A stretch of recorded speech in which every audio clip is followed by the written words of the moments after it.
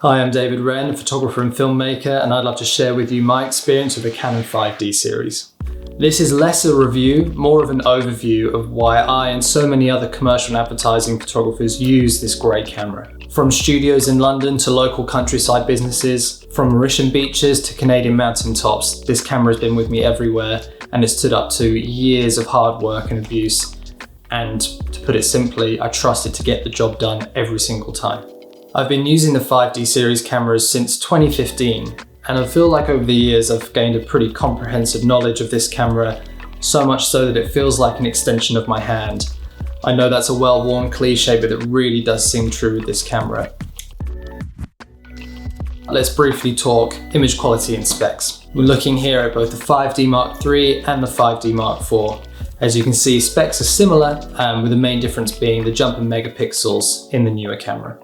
Both of these cameras take such beautiful images, and simply put, I trust them to perform in any situation. Whilst both of these cameras produce images that are plenty good enough to blow up to billboard proportions, the main reason I upgraded to make sure I had the 5D Mark IV in my bag was for the video specs. To go from 720p at 60 to 1080 has just made such a big difference. Having the C-Log for a flat profile for better grading, and then improved autofocus in video, for me that was worth the upgrade. If I was just shooting stills, quite honestly, I probably would have stuck with the 5D III even longer. As a dual shooter, knowing that I can use both of these cameras to their full extent is fantastic. On jobs where I'm doing both simultaneously, the 5D Mark IV covers all video work, and the 5D Mark III I'll have on my other shoulder for the stills. The 5D is well known for being rugged and reliable.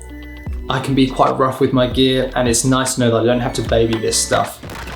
All you need to do is keep the sensor clean and you're golden, really. These things just work, and they could probably double up as a hammer if you needed it to.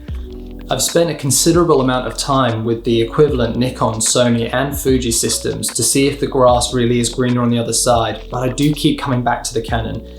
The colors, they are fantastic, especially when it comes to making videos. The way it reproduces skin tones, it just works for me, and it's kind of become part of my visual style. And as important to me as all the boring technical specs is the emotional value this holds for me now. This camera has been with me all the way around the world. It's photographed some of my favorite memories I'll ever have, and it's become synonymous with those times in my life.